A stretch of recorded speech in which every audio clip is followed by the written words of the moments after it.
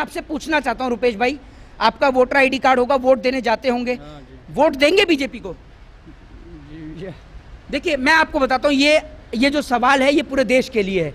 आपसे पूछना चाहता हूँ कि वोट देंगे? नहीं दूंगी जी। नहीं देंगे। देखिए आपको एक बताता हूँ, ये एक हिंदू का कहना है कि बीजेपी को वोट नहीं देगा। क्यों नहीं देंगे? अरे जी कुछ दे ही नहीं रहे हैं, खाली आदमी मर रहे हैं भूखे, और क्या करेंगे? नहीं, ये तो कह रहे हैं कि हिंदू को मजबूत कर रहे हैं। भाई ये देख लो, 5 किलो राशन मिलता है ना आपको, 5 किलो राशन। महाराष्ट्र की पहचान है भैया, हिंदू मुस्लिम एक साथ चलते हैं। अच्छा एक बात आप मुझे बताओ रुपेश भाई, और आपका नाम क्या है? असगर अली। कभी आपको असगर अली ने कोई तकलीफ दी है क्या रुपेश भाई? हैं? ये आपको क्या मानते हैं अपना? अरे अपना लड़का मानते हैं। अब आप सोचिए कितनी बड़ी बात है कि असगर अली की उम्र 50 साल है और रुपेश भाई को वो अपने बेटे की तरह मानते हैं। तो ये प्यार और मोहब्बत पूरे देश में है। अगर कोई इसको बिगाड़ रहा है तो भारतीय जनता पार्टी। ये कितनी उम्र होगी आपकी? अरे आज 50-51 साल। 50-51 साल की उम्र में आदमी इतनी मेहनत कर रहा है। बहरहाल इनके पैर में हवाई चप्पल भी हैं। नरेंद्र मोदी का एक स्टेटमेंट तो सुना होगा कि हवाई चप्पल वाले को हवाई यात्रा कराएंगे। कभी हवाई यात्रा करी है? नहीं करी। मोदी जी का कभी कोई आपके पास कोई टिकट आई हो फ्लाइट की? नहीं आई। नमस्कार, जय हिंद, जय भारत, वंदे मातरम। मैं मोहित शर्मा और अभी महाराष्ट्र में मौजूद हूँ, महाराष्ट्र के भिवंडी शहर में। उत्तर प्रदेश, राजस्थान, मध्य प्रदेश, कर्नाटक और अब उसके बाद अब महाराष्ट्र में मौजूद हूँ और तमाम सब जगह से लगभग भारतीय जनता पार्टी का सुपड़ा साफ हो चुका है। आज ही महाराष्ट्र के कल्याण में प्रधानमंत्री नरेंद्र मोदी आकर गए हैं और वहां आकर एक बार फिर जुमलों की बारिश करके गए हैं। मैं अभी भिवंडी शहर के पावरलूम में मौजूद हूं। यहाँ पर आज से कुछ समय पहले कई लाख पावरलूम हुआ करते थे और भारत के कई राज्यों से, चाहे वो मध्य प्रदेश हो, चाहे वो राजस्थान हो, चाहे फिर वो उत्तर प्रदेश हो, कई राज्य से लोग यहाँ पर काम करने के लिए आते थे। एक समय ऐसा था कि महाराष्ट्र के भिवंडी शहर में पावरलूम की संख्या 10 से 15 लाख हुआ करती थी, जो आज सिमट कर मात्र 1.5 से 2 लाख रह गई है और ये भी कुछ समय के साथ बंद हो जाएंगी। पावरलूम में लगे ये जो कपड़े को आप देख रहे हैं, ये कपड़ा पूरे भारत में भिवंडी के अलावा कहीं नहीं बनता है, लेकिन ये पावरलूम क्यों बंद हो रहे हैं? और दूसरा सबसे बड़ा सवाल, जो प्रधानमंत्री नरेंद्र मोदी ने देश की जनता से कहा था कि भारत देश के लोगों को, नौजवानों को 2 करोड़ रोजगार हर साल देंगे। 2 करोड़ रोजगार देना तो दूर की बात, जनता से रोजगार छीनने का काम भारतीय जनता पार्टी ने किया है। आपको एक बात बता देता हूं, ये जो पावरलूम आप देख रहे हैं, इस पावरलूम में हिंदू, मुस्लिम, सिख, ईसाई सभी लोग काम करते हैं। यहां से इनकी जीविका चलती है। लेकिन आपको बता दूं कि जो पावरलूम की संख्या 10 से 12-15 लाख हुआ करती थी, आज वो 1.5 से 2 लाख बची है, जिससे कई लाख लोग बेरोजगार हो गए और बेरोजगार होने के बाद आज महाराष्ट्र के भिवंडी से पलायन कर रहे हैं। लेकिन नरेंद्र मोदी जी को इन सब से क्या? मोदी जी तो व्यस्त हैं इस वक्त पे अपनी चुनावी यात्रा में। मोदी जी व्यस्त रहते हैं हिंदू मुसलमान में, मंदिर मस्जिद में, और मोदी जी व्यस्त रहते हैं अपनी विदेशी यात्रा में। मेरे साथ में कुछ पावरलूम के लोग भी मौजूद हैं। मेरे साथ मेरे बड़े भाई हाजी इस्माइल मिर्ची भी यहाँ पर मौजूद हैं, जो कि महाराष्ट्र के भिवंडी शहर में ही रहते हैं। अब सबसे बड़ा कारण ये कि आखिर पावरलूम बंद हुए तो हुए क्यों, और क्यों महाराष्ट्र से भारतीय जनता पार्टी जा रही है? आपको एक बात बता दूं कि यहाँ पर अभी 17 तारीख को शरद पवार साहब भी आने वाले हैं, अबू आजमी जी भी आने वाले हैं और उद्धव ठाकरे जी के बेटे आदित्य ठाकरे भी आने वाले हैं। यानी इंडिया अलायंस की एक बहुत बड़ी मीटिंग यहाँ पर होने वाली है और आज नरेंद्र मोदी भी यहाँ पर आकर गए हैं। आपको एक बात बता दूं, यहाँ का सबसे बड़ा मुद्दा है टोरंटो कंपनी का, यानी टोरंटो बिजली की कंपनी है। अगर आप इस वीडियो को दिल्ली से बैठकर देख रहे हैं या उत्तर प्रदेश से, मध्य प्रदेश या राजस्थान से देख रहे हैं, तो आप लोग हैरान हो जाएंगे और आप लोगों को लगेगा कि शायद मैं मजाक कर रहा हूं। इसीलिए मैं आपको पावरलूम के जो मालिक हैं उनसे भी आपकी बात कराऊंगा। आपको एक बात बता दूं कि पावरलूम बंद होने का सबसे बड़ा कारण है यहाँ पर बिजली कंपनी टोरंटो। जिस बिजली कंपनी को जो लेकर आई थी वो कांग्रेस और एनसीपी लेकर आई थी, जो इसलिए लेकर आई गई थी क्योंकि यहाँ पर बिजली की बहुत शॉर्टेज थी। ट्रांसफार्मर ब्लास्ट हो जाता था तो कई लोगों की मौत हो जाती थी। तो इन सब से बचाने के लिए यहाँ पर टोरंटो कंपनी को लेकर आया गया। लेकिन जब से भारतीय जनता पार्टी की सरकार आई है, टोरंटो कंपनी ने लोगों से अवैध वसूली करना शुरू कर दिया। अगर आपके घर में एक पंखा और अगर एक ट्यूबलाइट जलती है तो मेरे ख्याल से अगर आप दिल्ली में रहते हैं, राजस्थान में रहते हैं या कर्नाटक में रहते हैं तो आपके घर का बिल आता होगा मुश्किल से 500 से 600 रुपये, या ज़्यादा से ज़्यादा हुआ तो 800 रुपये। लेकिन आप सोच कर देखिए, यहाँ पर एक पंखा और एक ट्यूबलाइट का बिल कम से कम 2000 रुपये का आता है, और अगर ये पावरलूम चल रहा है तो कम से कम इसका बिल तकरीबन 10 से 15 हज़ार आता है। 40 हज़ार। जी ये पावरलूम के मालिक हैं, तो इनसे पूछते हैं कितना बिल आता है आपका? 40,000 एवरेज आता है। इनका मीटर जो है ना जी। बहुत फास्ट चल रहा है। 40,000। 40,000 मंथली बिल आती है अच्छा। पावर लूम की। हाँ। पहले जब टोरेंट शुरू में आई थी तब इसकी जो रेटिंग 24 लूम की 7 से 7,500 यूनिट आती थी जी। और अभी बढ़ के वही 24 लूम वही पावर अब 10,000 तक यूनिट चलती है। यानी 40,000 रुपए इनका मंथली बिल आता है। एक मशीन की कीमत क्या होती है? एक मशीन की कीमत जो है जोड़ी के हिसाब से यहाँ आता है 1.25 लाख रुपया जोड़ी। 1.25 लाख रुपए जोड़ी के हिसाब से एक मशीन आती है। लेकिन आप यकीन नहीं मानेंगे कि लोग आज पावरलूम को बेच कर भंगार में बेच रहे हैं। जिस भंगार में भारतीय जनता पार्टी को जाना चाहिए उस भंगार में ये पावरलूम जा रहे हैं। यानी कई लाख लोग यहाँ से पलायन कर रहे हैं और पावरलूम को बंद कर करके जा रहे हैं। पहले पावरलूम में जब लोग काम करते तो काफी संख्या में लोग रहते थे, लेकिन आज संख्या भी कम हो गई है। बहुत कारीगर की बहुत कमी हो गई क्योंकि उनका काम नहीं हो पाता जी। जो पहले आज से 10 साल पहले जो मजदूरी थी हम लोगों की, हम लोग मजदूरी की भी चलाते जी। जो पहले 10 साल मजदूरी पहले थी वही मजदूरी आज भी मिल रही है और खर्चे बढ़ गए हम लोगों के।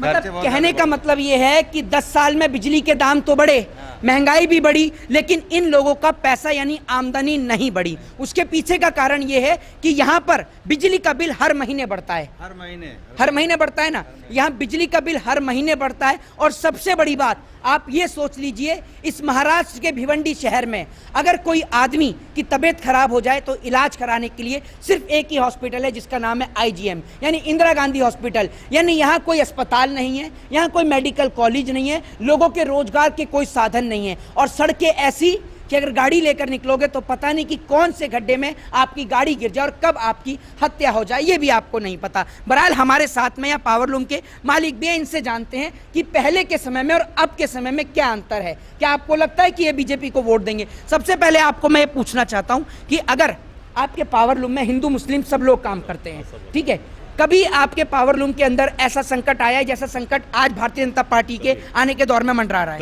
कभी नहीं आया था। आज हम एक कारखाने से कम 15,000 से 20,000 रुपये तोड़ रहे हैं।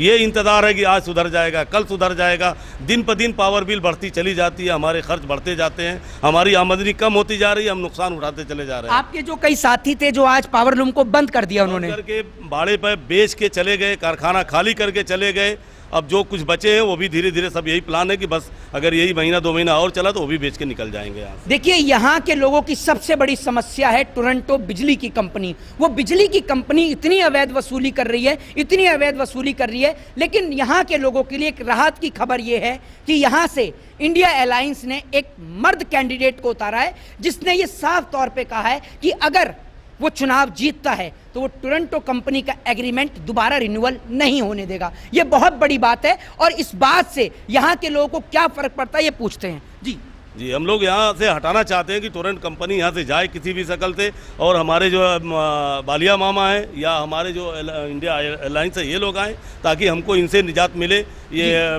क्या नाम टोरेंट पावर से। और बालिया मामा ने कहा है कि हम इनको भगाएंगे, आते ही भगाएंगे, नहीं भगाएंगे हम दोबारा इलेक्शन नहीं लड़ेंगे। इसलिए हम लोग चाहते हैं, बहुत बड़ी बात कही है कि हम दोबारा इलेक्शन नहीं लड़ेंगे। बहरहाल आज प्रधानमंत्री नरेंद्र मोदी जी महाराष्ट्र के कल्याण से भाषण देके गए हैं। भिवंडी से अगर कल्याण की बात करें तो अगर आप ऑटो से जाते हैं तो 5 से 10 मिनट का रास्ता है, अगर आप पैदल जाते हैं तो ज्यादा से ज्यादा आपको 20 मिनट लग जाएंगे। तो कल्याण आके गए नरेंद्र मोदी जी, वहां से जुमलों की बौछार करी, लेकिन एक बार भी टोरंट जो कि बिजली कंपनी है जो यहां पर लोगों से अवैध वसूली कर रही है उस पर नहीं बोले। वो कहां से बोलेंगे जब उनके 10 साल के सांसद जो कि राज्य मंत्री भी हैं कपिल पाटिल वो नहीं बोले तो प्रधानमंत्री कहां से बोलेंगे? और बड़ी शर्मसार ये बात है, अगर आप हिंदू हैं और आप अगर इस वीडियो को देख रहे हैं तो आप भी समझ रहे होंगे, क्योंकि अगर आप उत्तर प्रदेश के रहने वाले हैं, राजस्थान या मध्य प्रदेश के रहने वाले हैं तो जरूरी होगा कि कहीं ना कहीं कोई ना कोई आपका आस पड़ोस का रिश्तेदार जरूर यहां पर कभी पावरलूम में काम किया करता होगा। और आज भी अगर यहां पर बात करें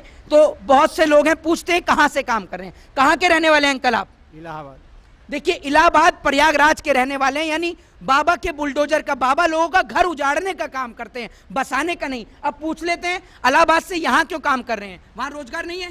नहीं, रोजगार नहीं है वहां रोजगार नहीं है। देखिए वहां रोजगार नहीं है। कितने समय से यहाँ काम कर रहे हैं? अरे 20 साल से। 20 साल से यहाँ पर काम कर रहे हैं। और अब आप ये सोच लीजिए कि पहले ये 4 पावरलूम चलाते थे, आज 6 पावरलूम चला रहे हैं तो भी उतना ही पैसा मिल रहा है। सोच कर देखिए कि आमदनी कितनी कम हो गई है। कितनी उम्र होगी आपकी? अरे आज 50 साल। 50-51 साल की उम्र में आदमी इतनी मेहनत कर रहा है। बहरहाल इनके पैर में हवाई चप्पल भी हैं। नरेंद्र मोदी का एक स्टेटमेंट था, सुना होगा कि हवाई चप्पल वाले को हवाई यात्रा कराएंगे। कभी हवाई यात्रा करी है? नहीं करी। मोदी जी का कभी कोई आपके पास कोई टिकट आई हो फ्लाइट की? नहीं आई। आपका क्या नाम है? रुपेश। देखिए रुपेश इनका नाम है। कहाँ के रहने वाले हैं रुपेश भाई? इलाहाबाद प्रतापगढ़। इलाहाबाद प्रतापगढ़ के रहने वाले हैं रुपेश भाई। और लेकिन आप ये सोचिए कि इलाहाबाद के रहने वाले हैं रुपेश भाई, और यही महाराष्ट्र की पहचान है भैया, हिंदू मुस्लिम एक साथ चलते हैं। अच्छा एक बात आप मुझे बताओ रुपेश भाई, और आपका नाम क्या है? असगर अली। कभी आपको असगर अली ने कोई तकलीफ दी है क्या रुपेश भाई? हैं? ये आपको क्या मानते हैं अपना? अरे अपना लड़का मानते हैं। अब आप सोचिए कितनी बड़ी बात है कि असगर अली की उम्र 50 साल है और रुपेश भाई को वो अपने बेटे की तरह मानते हैं। तो ये प्यार और मोहब्बत पूरे देश में है। अगर कोई इसको बिगाड़ रहा है तो भारतीय जनता पार्टी। रुपेश भाई कितना समय हो गया इधर काम करते हुए? 15 साल हो गया जी। 15 साल काम करते हुए हो गए। तो आप एक बात मुझे बताइए, पहले आपको कितनी तनख्वाह मिलती थी? पहले हमको, अरे हम चलाता था कांडी मशीन, अब लूम चलाने लगा। अच्छा, लूम चलाने लगे हैं। तो 15 साल पहले आप जो देखते थे यहाँ पर लूम बहुत सारे होते थे, आज लूम कम है या ज्यादा है? नहीं, अब तो लूम बहुत कम हो गई। बहुत कम हो गए लूम। तो मैंने आपको बताया कि जो लोग घर में रहते हैं, जिनके घर में एक ट्यूबलाइट, एक पंखा चल रहा है, एक फ्रिज चल रहा है, उनके घर में 2000 रुपए का बिल कम से कम आता ही है। बच्चों को कहाँ पढ़ा रहे हैं? बच्चों को स्कूल में पढ़ाते, प्राइमरी स्कूल है। प्राइमरी स्कूल में पढ़ाते हैं। कितनी फीस जाती है बच्चों की? अरे बच्चों की फीस जाती है महीने का 15 से 2000। सरकारी स्कूल में नहीं पढ़ाते बच्चों को? नहीं क्यों? पढ़ाई। अरे ये है नहीं, दूर है ना थोड़ा, इसीलिए। अब आप सोचिए, बच्चे ही महाराष्ट्र रहते हैं? नहीं, गाँव रहते हैं। कब गाँव रहते हैं? अब कहाँ? इलाहाबाद प्रतापगढ़। तो आप सोचिए कि अपने बच्चों को प्राइमरी स्कूल में पढ़ाते हैं क्योंकि वहाँ पर सरकारी स्कूल नहीं है। यानी पूरे देश की हालत खराब है। मैं आपसे पूछना चाहता हूँ रुपेश भाई, आपका वोटर आईडी कार्ड होगा, वोट देने जाते होंगे, वोट देंगे बीजेपी को? देखिए मैं आपको बताता हूँ, ये जो सवाल है ये पूरे देश के लिए है। आपसे पूछना चाहता हूँ कि वोट देंगे? नहीं दूंगी जी। नहीं देंगे। नहीं। देखिए आपको एक बताता हूँ, ये एक हिंदू का कहना है कि बीजेपी को वोट नहीं देगा। क्यों नहीं देंगे? अरे जी कुछ दे ही नहीं रहे हैं, खाली आदमी मर रहे हैं भूखे, और क्या करेंगे? नहीं, ये तो कह रहे हैं कि हिंदू को मजबूत कर रहे हैं। भाई ये देख लो, 5 किलो राशन मिलता है ना आपको? 5 किलो राशन। दिहाड़ी न करे तो खाने बिना 5 किलो राशन नहीं मिलता आपको? कुछ नहीं मिलता, कुछ नहीं मिलता हमको। जहाँ बोले मैं वहाँ बोल दूंगा, यहाँ से गाँव तक नहीं मिलता हमको कुछ। भाई मोदी जी तो कह रहे हैं कि हर घर राशन पहुंचाए, ये कह रहे हैं कुछ नहीं मिल रहा। मोदी जी खाली बड़े बड़े को देख रहे हैं, बड़े बड़े, छोटे को नहीं देखते। मतलब प्रत्येक आदमी को पता है कि प्रधानमंत्री हैं तो सिर्फ उद्योगपतियों के, करोड़पतियों के, गरीब के प्रधानमंत्री ये नहीं है। और अच्छा मोदी जी ने कहा था कि 2 करोड़ रोजगार देंगे, तो आपको इलाहाबाद रोजगार नहीं दिया मोदी जी ने? कुछ नहीं दिया जी। नहीं दिया। और आपको जो है 5 किलो राशन नहीं मिलता। हम लोग अगर दिहाड़ी न करे तो खाने को न मिले, मर जाए। 5 किलो राशन भी नहीं देते मोदी जी? मिलता जी मेरे पास, कुछ नहीं मिलता। कुछ नहीं मिलता। लेकिन मोदी जी तो कह रहे हैं कि मुसलमानों को टाइट कर रहे हैं। योगी जी भी कह रहे थे कि मुसलमान को टाइट करेंगे। अरे भाई अब उनकी सरकार है, जाए कोई को भी टाइट कर सकते हैं भाई। अच्छा आपको लगता है कि मोदी जी के राज में हिंदुओं को कुछ फायदा हुआ? हमको तो कुछ नहीं फायदा है, नुकसान आपको है। कुछ नहीं मिला? हाँ, नुकसान है। हाँ नुकसान तो है। भाई ये सीधे तौर पर साफ लोगों का कहना है कि अब की बार माफ कर दे यार, बहुत हुई महंगाई की मार, अब की बार माफ कर दे यार। और ये रुझान पूरे देश का है। बहरहाल अगर आप लोग अपने बच्चों का बेहतर भविष्य चाहते हैं तो भारतीय जनता पार्टी को वोट ना करें। आप लोगों की क्या राय है, क्या प्रतिक्रिया? अपनी प्रतिक्रिया कमेंट बॉक्स में जरूर दें। जय हिंद, जय भारत, वंदे मातरम।